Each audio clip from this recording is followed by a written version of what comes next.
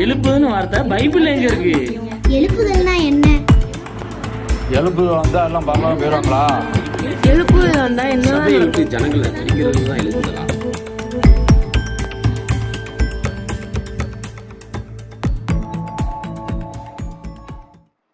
எழுப்புதல் வீரர்கள் யாவருக்கும் இயேசு கிறிஸ்துவின் நாமத்தினாலே அன்பின் வாழ்த்துக்களை தெரிவித்துக் கொள்கிறேன். எழுப்புதல் கேள்வியும் பதிலும் என்ற இந்த புரோகிராமுக்கு உங்க எல்லாரையும் அன்போடு வரவேற்கிறோம். வாரத்திற்கு ஒரு கேள்விக்கான பதிலை நாம் தொடர்ந்து பார்த்து கொண்டேதான் இருக்கிறோம். எழுப்புதல் சம்பந்தப்பட்ட கேள்விகள் இருக்கிறவர்கள் அநேக கேள்விகளையும் சந்தேகங்களையும் அனுப்புறீங்க. நீங்க உங்களுடைய கேள்விகளுக்கும் சந்தேகங்களுக்கும் ஜெபித்து உங்களுக்கான பதில் தொடர்ந்து கொடுக்கப்பட்டு கொண்டுதான் இருக்கிறது. இந்த வாரம் கூட ஒரு கேள்விக்கான பதிலை நாம் பார்க்கலாம். என்ன கேள்வி என்று கேட்டால், எழுப்புதல் வீரர்கள் அந்தி கிறிஸ்துவின் ஆட்சியில் இருப்பார்களா? எழுப்புதல் வீரர்கள் அந்தி கிறிஸ்துவின் ஆட்சியில் இருப்பார்களா அப்படின்னு ஒரு கேள்வியை கேட்டு இருக்கிறாங்க. அதற்கு முன்னாடி அந்தி கிறிஸ்துவனுடைய ஆட்சி எப்ப நடக்கும் என்பதை நீங்கள் புரிந்து கொண்டால் மட்டும்தான் அடுத்து என்ன நடக்கும், அந்தி கிறிஸ்துவனுடைய ஆட்சியில என்ன நடக்கும் என்பதை உங்களால புரிந்து கொள்ள முடியும். இந்த அந்தி கிறிஸ்துவனுடைய ஆட்சி இருக்கே, இதற்கு முன்னாடி நடக்க வேண்டிய சில சம்பவங்கள் இருக்கிறது. அது என்னவென்று கேட்டால், அந்தி கிறிஸ்துவின் ஆட்சிக்கு முன்பதாகத்தான் இயேசு கிறிஸ்துவனுடைய ரகசிய வருகை இருக்கும். சபை எடுத்துக்கொள்ளப்படுதல் அப்படிங்கிற அந்த ரகசிய வருகை இருக்கும். அந்த ரகசிய வருகைக்கு முன்னாடிதான் இந்த கடைசி கால எழுப்புதல் சம்பவிக்கும். உங்களுக்கு புரியுற மாதிரி சொல்றேன். முதலாவது இந்த பூமியில நடக்க வேண்டிய பெரிய உலகம் தழுவின ஒரு நிகழ்ச்சி, ஒரு நிகழ்வு, சம்பவம் என்னவென்று கேட்டால், கடைசி கால எழுப்புதல் தான் பயங்கரமா இது நடக்க ஆரம்பிக்கும். இந்த கடைசி கால எழுப்புதலில் பங்காளர்கள் இருப்பாங்க, பார்வையாளர்கள் இருப்பாங்க, எதிர்க்கிறவர்கள் இருப்பாங்க, போலிகள் இருப்பாங்க. எல்லாமே இந்த எழுப்புதலில் காணப்படும். எதிர்ப்புகள் உண்டு, ஆறுதல் உண்டு, கஷ்டங்கள் உண்டு. எல்லா விதமும் இந்த எழுப்புதல் சம்பவத்தில் நடக்க ஆரம்பிக்கும். கடைசி கால எழுப்புதல் இது நடக்கும். இந்த கடைசி கால எழுப்புதல் பயங்கரமாய் மகிமையாய் நடந்து கொண்டிருக்கிற அந்த நேரத்துல இயேசு கிறிஸ்துவனுடைய ரகசிய வருகை இருக்கும். சபை எடுத்துக்கொள்ளப்படுதல் என்ற சம்பவம் தான் அது நடக்க ஆரம்பிக்கும். இந்த சபை எடுத்துக்கொள்ளப்படும் போது யார் எடுத்துக்கொள்ளப்படுவார்கள் அப்படின்னு ஒரு கேள்வி கேட்கப்படும். யார் என்று கேட்டால், ஆல்ரெடி தன்னுடைய ஊழியத்தை கர்த்தருக்குள் வாழ்ந்து மரித்து தேவ சித்தத்தை நிறைவேற்றி மரித்து போயிருப்பார்களே, மரித்த பரிசுத்தவான்கள், அவர்கள் ஒரு கேட்டகரி. ஆல்ரெடி பூமியில மறிக்காமல் இயேசுவுக்காக தேவனுடைய சித்தம் செய்து கொண்டிருப்பாங்களே, எழுப்புதலுக்காய் பயங்கரமாய் ஓடிக்கொண்டிருப்பாங்களே, தேவ சித்தம் செய்து கொண்டிருப்பாங்க, கர்த்தருக்குள்ளதான் இருப்பாங்க, தேவ சித்தம் செய்து கொண்டிருப்பாங்களே, அவர்கள் இருப்பாங்க. கர்த்தரை தெரியும் ஆனா தேவ சித்தம் செய்யாதவர்களா இருப்பாங்க, அவர்கள் ஒரு கேட்டகரியா இருப்பாங்க. இந்த 3 கேட்டகரியை வைத்துக் கொள்ளுங்க. இந்த ரகசிய வருகையில் யார் எடுத்துக்கொள்ளப்படுவார்கள் என்ற முதல் கேட்டகரி, ஆல்ரெடி மரித்த பரிசுத்தவான்கள். அவர்கள் கர்த்தருக்குள் நித்திரை அடைந்தவர்கள், கர்த்தருக்குள்ள வெளியே மரித்தவர்கள் அல்ல, கர்த்தருக்குள் மரித்த பரிசுத்தவான்கள். அவர்கள் உயிரடைந்து அவர்கள் எடுத்துக்கொள்ளப்படுவார்கள். இரண்டாவது ஒரு கேட்டகரி, உயிரோடு இருக்கிற பரிசுத்தவான்கள். இந்த உயிரோடு இருக்கிற பரிசுத்தவான்கள் யார் என்று கேட்டால், தேவ சித்தத்தை செய்கிறவர்கள், எழுப்புதலுக்கு காரணமா இருக்கிறவர்கள், ஓடி உழைத்து பிரயாசப்பட்டு இருப்பாங்களே, ஓடி இருப்பாங்களே, அவர்கள் எடுத்துக்கொள்ளப்படுவார்கள். இன்னொரு கேட்டகரி இருக்கிறாங்க. அவர்கள் யாருன்னு கேட்டா, எழுப்புதலில் புதிதாய் பிறந்தவர்கள். அவர்களுக்கு என்ன பேர் கொடுக்கலாம்னா, தெரிந்து கொள்ளப்பட்டவர்கள் அப்படின்னு ஒரு பேர் கொடுக்கலாம். தெரிந்து கொள்ளப்பட்டவர்கள் அவர்கள். இந்த 3 கேட்டகரி இருப்பாங்களே, இதுல முதல் 2 கேட்டகரி, மரித்த பரிசுத்தவான்கள் ரகசிய வருகையில போயிருவாங்க, எழுப்புதலுக்கு காரணமாய் இருந்தவர்கள், உயிரோடு இருந்து தேவ சித்தத்தை நிறைவேற்றி கொண்டிருக்கிறவர்கள், இவர்களும் எடுத்துக்கொள்ளப்படுவார்கள். ஆனா எழுப்புதல் வரும்போதுதான் புதுசா பிறந்திருப்பாங்கள, புதுசாய் பிறந்தவர்கள், எழுப்புதலில் இயேசுவை ஏற்றுக்கொண்டவர்கள், அவர்கள் இயேசுவை ஏற்றுக்கொண்டு விட்டார்கள், ஆனால் தேவ சித்தத்தை இன்னும் செய்யல. அவர்கள் இந்த பூமியில செய்ய வேண்டிய சில விஷயங்கள் இருக்கு, அதை இன்னும் செய்யல. அவங்க அப்பதான் புதுசா ரசிக்கப்பட்டிருக்காங்க, புதுசா இயேசுவை ஏற்றுக்கொண்டு இருக்கிறாங்க. ஐயோ இப்படி ஆயிப்போச்சுன்னு இருக்கிறாங்களே, அவர்கள் புதுசா பிறந்தவர்கள். அவர்களுக்கு கொடுக்கக்கூடிய என்ன பேர் கொடுக்கணும்னா, தெரிந்து கொள்ளப்பட்டவர்கள் அப்படிங்கிற ஒரு பேரை நம்ம கொடுக்க ஆரம்பிக்கலாம். இந்த முதல் 2 கேட்டகரி எடுத்துக்கொள்ளப்படுவார்கள். மூன்றாவது ஒரு கேட்டகரி, எழுப்புதலில் புதுசா பிறந்தவர்கள், தெரிந்து கொள்ளப்பட்டவர்கள், தேவ சித்தம் செய்வதற்காக இருக்கிறவர்கள் ஒரு கேட்டகரி இருக்கு. இந்த கேட்டகரி தெரிந்து கொள்ளப்பட்டவர்கள் இந்த பூமியில இவர்கள் மிச்சமாய் வைக்கப்பட்டிருப்பார்கள். ஒரு கேட்டகரி பேர். இப்ப அந்தி கிறிஸ்துடைய ஆட்சிக்கு வருவோம். அந்தி கிறிஸ்துடைய ஆட்சியில யாரெல்லாம் இருப்பார்கள் என்று கேட்டால், ஆல்ரெடி இந்த எழுப்புதலில் புதுசா பிறந்தவர்கள் இருக்காங்க, தெரிந்து கொள்ளப்பட்டவர்கள், அவர்கள் இருப்பார்கள், இந்த அந்தி கிறிஸ்துடைய ஆட்சியில இருப்பார்கள். கைவிடப்பட்டவர்கள் ஒரு கேட்டகரி இருக்கு. அது யாருன்னு கேட்டா, பரிசுத்தமாய் வாழாம, இயேசுக்கு எதையுமே செய்யாம, தேவ சித்தத்தை நிறைவேற்றாம, கர்த்தருடைய கற்பனைகளின்படி கீழ்ப்படியாம, ஏனோ தானோன்னு வாழ்ந்தவர்கள், விசுவாசம் இல்லாமல் வாழ்ந்தவர்கள், குறை சொல்லிக்கிட்டு இருந்திருப்பாங்களே, உண்மையாய் ஊழியம் செய்யாத போலி ஊழியர்கள், இவர்கள் எல்லாம் கைவிடப்பட்டவர்களும் இந்த பூமியில இருப்பாங்க. இதை தாண்டி அந்தி கிறிஸ்துடைய ஆட்சியில அந்தி கிறிஸ்துக்கள் இருப்பாங்க, சப்போர்ட் பண்றவங்க இருப்பாங்க. சோ இவர்கள் எல்லாம் ஒரு கேட்டகரி. இதுதான் அந்தி கிறிஸ்துடைய ஆட்சியில இருக்கக்கூடியவர்கள். சோ அந்தி கிறிஸ்துடைய ஆட்சியில முழுக்க முழுக்க கெட்டவர்கள் மட்டும்தான், கைவிடப்பட்டவர்கள் மட்டும்தான் அப்படின்னு கிடையவே கிடையாது. அந்தி கிறிஸ்துடைய ஆட்சியில் எழுப்புதலில் புதுசா பிறந்த பரிசுத்தவான்கள், தெரிந்து கொள்ளப்பட்டவர்களும் அந்தி கிறிஸ்துடைய ஆட்சியில இருப்பார்கள். உங்களுக்கு வேத வசனத்தை நான் காட்டிக் கொடுக்க விரும்புகிறேன். முதலாவது வேத வசனம் வெளிப்படுத்தின விசேஷம் 13ஆம் அதிகாரத்தின் 7வது வசனத்தை வாசிக்கிறேன்.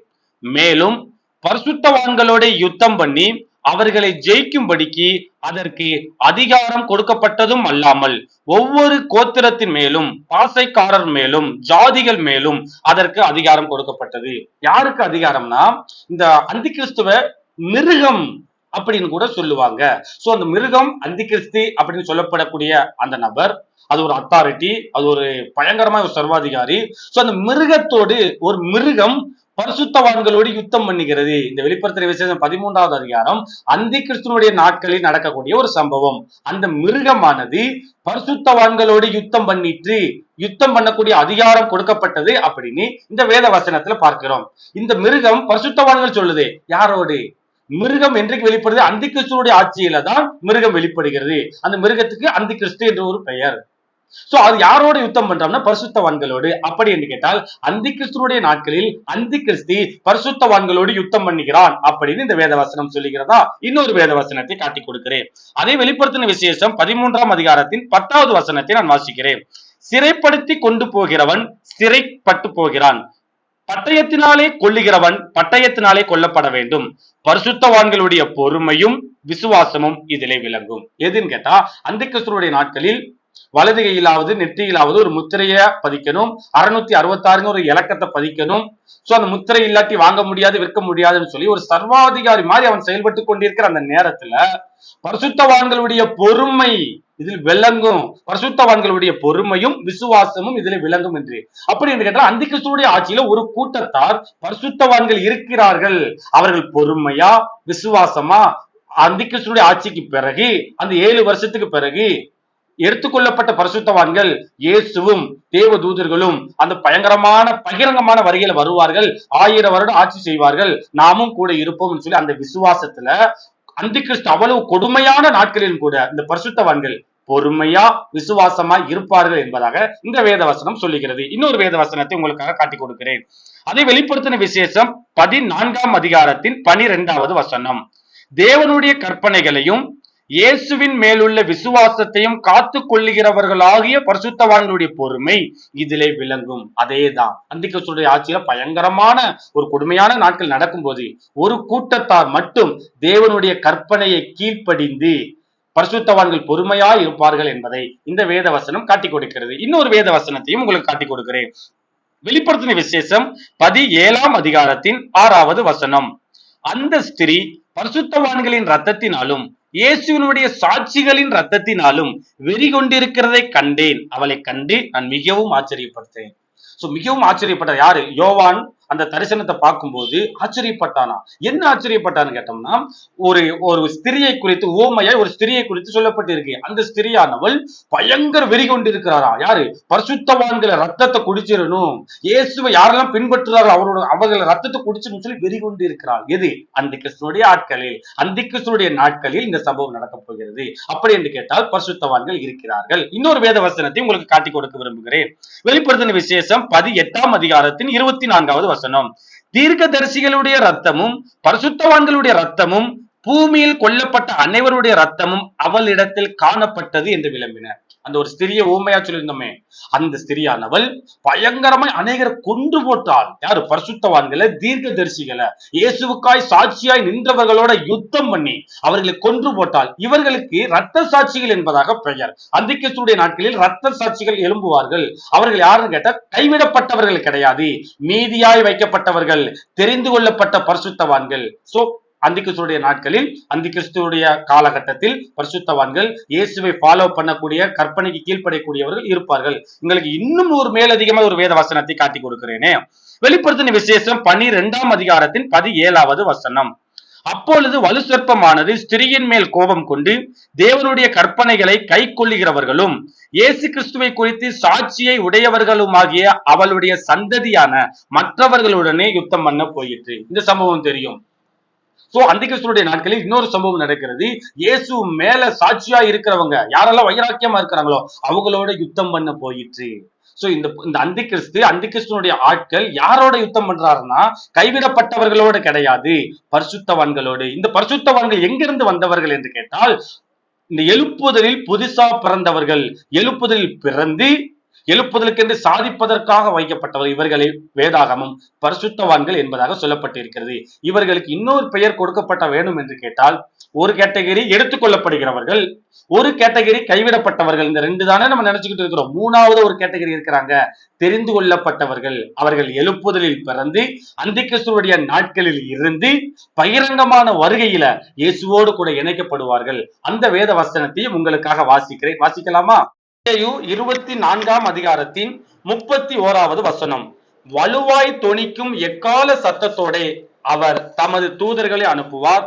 அவர்கள் அவரால் தெரிந்து கொள்ளப்பட்டவர்களை வானத்தின் ஒரு முனை முதற்கொண்டு மறுமுனை மட்டும் 4 திசைகளிலும் இருந்து கூட்டி சேர்ப்பார்கள். சோ தெரிந்து கொள்ளப்பட்டவர்களை கூட்டி சேர்ப்பார்கள்.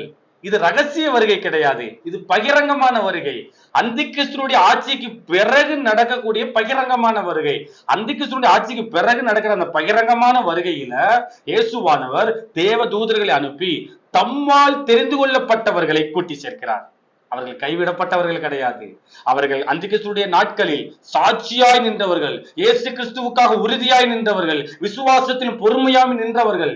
அவர்கள் எழுப்புதல் வீரர்கள் என்று சொல்லலாம், பரிசுத்தவான்கள் என்று சொல்லலாம், இயேசுனுடைய சாட்சிகள் என்று சொல்லலாம், தெரிந்து கொள்ளப்பட்டவர்கள் என்று சொல்லலாம்.